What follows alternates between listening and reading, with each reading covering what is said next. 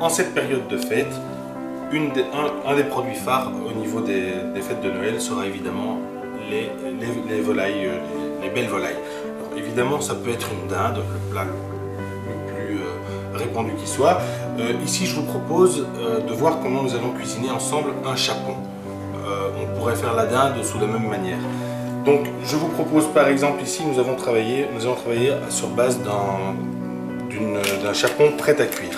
Alors, de quoi s'agit-il réellement? C'est un chapon que nous achetons commercialisé, donc prêt à la cuisson. Donc, il est ficelé, il a été déplumé entièrement, il est nettoyé, prêt à cuire veut dire prêt à enfourner.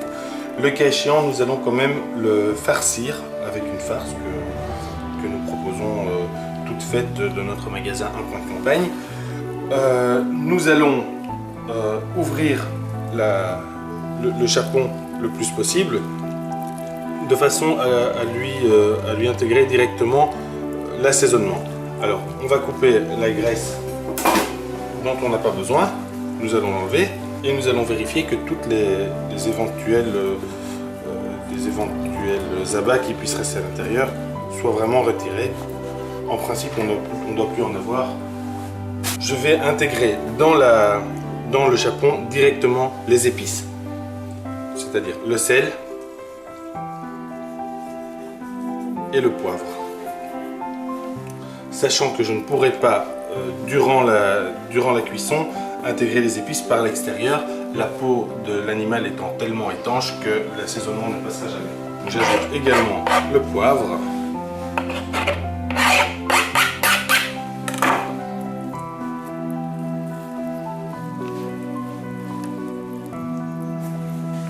Voilà, j'intègre toute la farce dans l'animal. Je vérifie également de ne plus avoir de plumes, je les arrache soit au couteau, les dernières petites plumes restantes, ou éventuellement je les brûle au chalumeau, c'est une deuxième solution. Je peux refermer l'animal comme ça, tel quel. Éventuellement, il est possible de le brider, mais ce n'est pas absolument indispensable non plus. Je peux remettre l'élastique de façon à tenir tous les éléments bien ensemble, prêts à la cuisson.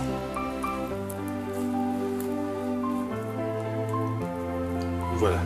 Alors, quelle solution pour cuire un chapon ou une dinde qui prend beaucoup de place en four?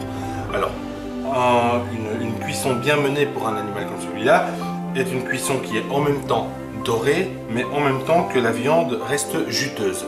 Pour ça, un seul secret, ne pas amener le four à une température trop élevée. Je préconise, le cas échéant, de travailler dans un four à 145 degrés, 150 degrés grand maximum, et prendre le temps de cuire la pièce de viande. Donc, je préconise également, le cas échéant, de finaliser la dorure après si nécessaire, s'il n'est pas suffisamment doré. On peut également, à base d'un petit peu d'huile, enduire l'animal avant la cuisson de façon à avoir une jolie brillance. Pour la cuisson du chapon, je préconise de huiler légèrement la pièce, et soit avec un pinceau, soit avec du papier absorbant, de l'étaler sur toute la pièce.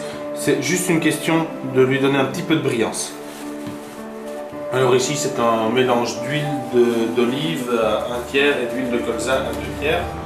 Alors, je vais enfourner la pièce à 150 degrés maximum, et c'est parti pour plusieurs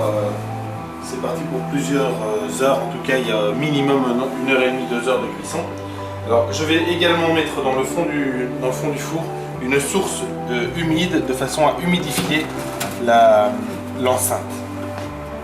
Alors, la règle que je préconise pour la durée de la cuisson, c'est 45 minutes par kilo, donc à 150 degrés.